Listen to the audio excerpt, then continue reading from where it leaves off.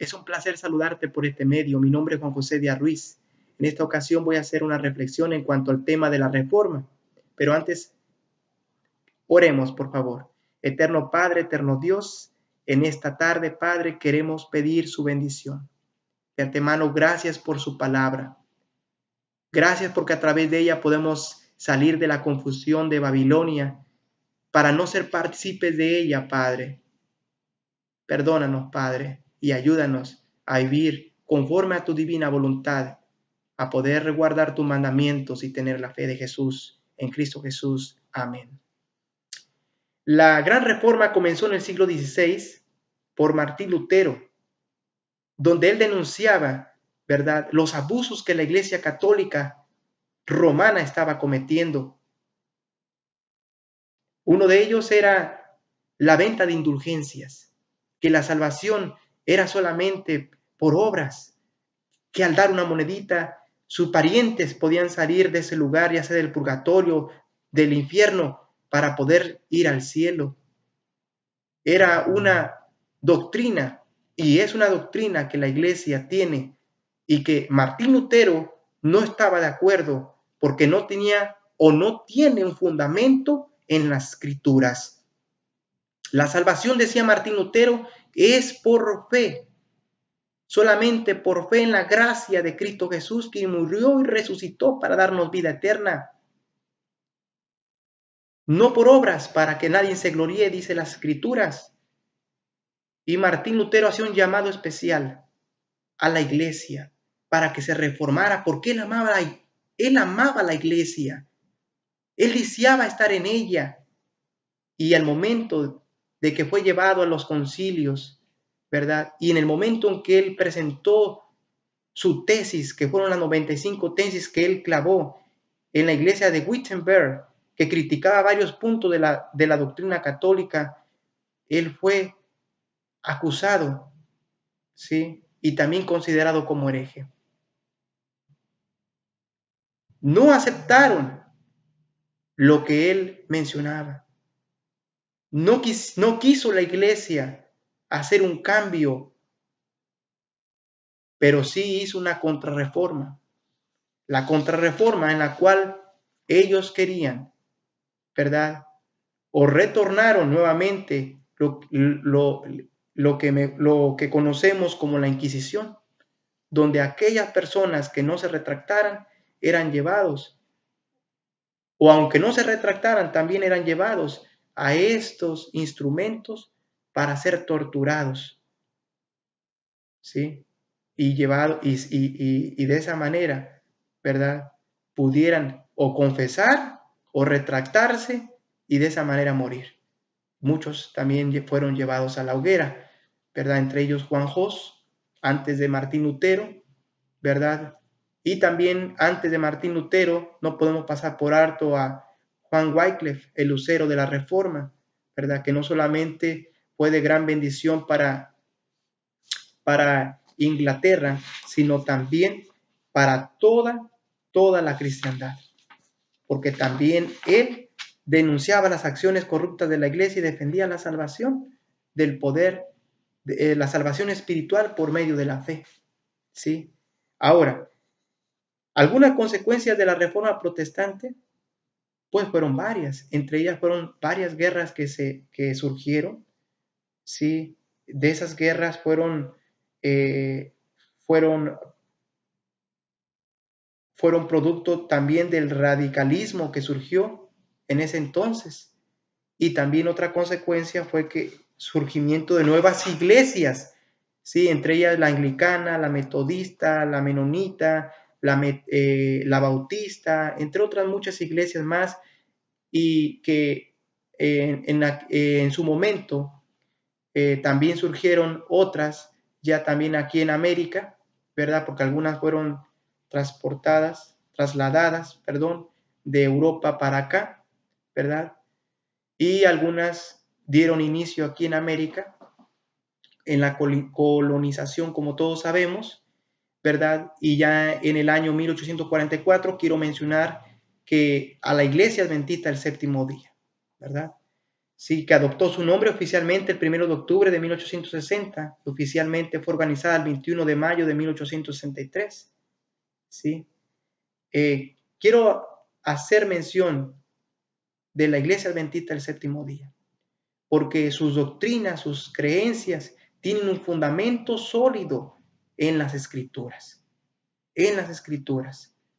Dios desea que nosotros, como miembros de iglesia, podamos estudiar, ¿verdad? Si nuestra iglesia, si sus doctrinas que nuestra iglesia tienen un fundamento sólido en las Escrituras.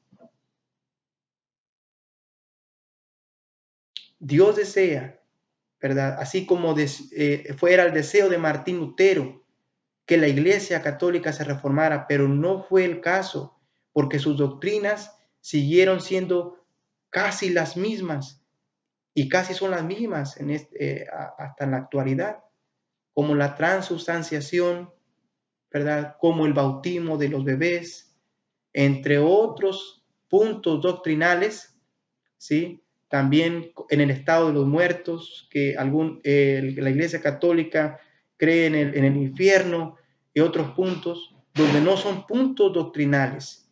Y déjame decirte que como iglesia, Dios nos hace un llamado de salir de la confusión de la Babilonia. ¿Sí?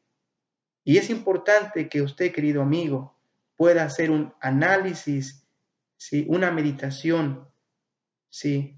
En cuanto a este punto. Dios nos manda a salir de la Babilonia, de la confusión, para que nuestra iglesia sea una iglesia reformada, porque actualmente no ha terminado esa reforma. Nosotros tenemos que reformarnos espiritualmente y vivir conforme a las Escrituras, conforme a los mandamientos. ¿Sí?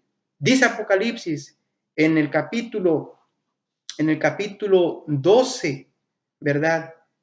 12, que solamente aquellos que guardan los mandamientos de Dios y tienen el testimonio de Jesús, que está en Apocalipsis también 9, 19, 10, y que es definido como el espíritu de profecía.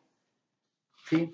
También hablamos, déjame decirte que la iglesia adventista hoy en día ha estado siendo muy criticada si está participando en el movimiento comunista o no. Déjame decirte que la iglesia adventista no oficialmente nunca ha aprobado una declaración oficial con respecto a la relación de los adventistas con el movimiento ecuménico. Nunca. ¿Sí? El movimiento adventista, el acento está primero en salir de la falta de unión y la confusión de Babilonia, y luego inmediatamente en entrar a la fraternidad de la unidad y la verdad y el amor dentro de la familia adventista que rodea el globo. Y dentro de, en lo que respecta de este punto, hablábamos con los miembros de la iglesia y les hacía algunas preguntas de este tema. Y la primera pregunta que dialogamos fue, ¿qué datos observó que son nuevos para usted? Y algunos dijeron sobre los jesuitas, porque no sabían, y sobre su general, conocido como el Papa Negro, que hoy en día el actual es Sosa. Otros comentaron sobre los instrumentos utilizados en la Santa Inquisición. Otros sobre el comunismo, su origen, su propósito y si la Iglesia Adventista participa o no. Y entonces la otra pregunta fue qué dato o imagen le produjo mayor impacto. Unos dijeron las causas de la reforma y la contrarreforma. Otros comentaron sobre los jesuitas y el Papa Negro. Sí. Ahora, la otra pregunta fue la siguiente: ¿por qué es la iglesia adventista una iglesia protestante?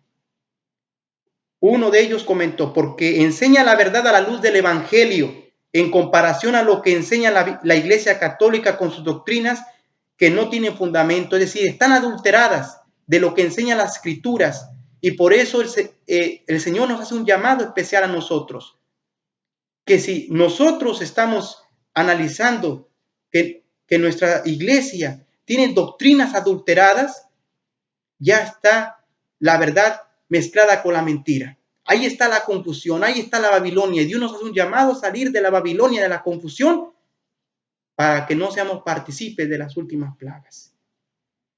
¿Estaría usted de acuerdo en que la Iglesia Adventista se una al movimiento ecuménico? ¿Por qué sí o por qué no? La respuesta es no. Déjeme decirle, porque la Iglesia Adventista, como se explicó anteriormente y se les explicó a los hermanos, solo considera un movimiento ecuménico del Apocalipsis, orientado escatológicamente, comienza llamando a los hijos de Dios a salir de los cuerpos eclesiásticos caídos.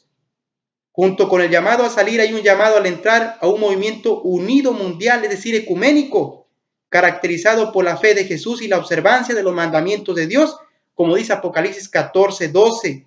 Pero hasta ahí solamente. No se puede unir con la Iglesia Católica. Confusión, ¿sí? Actual iglesia que busca la unidad de todas las iglesias protestantes y su líder está al frente y ya sabemos quién es.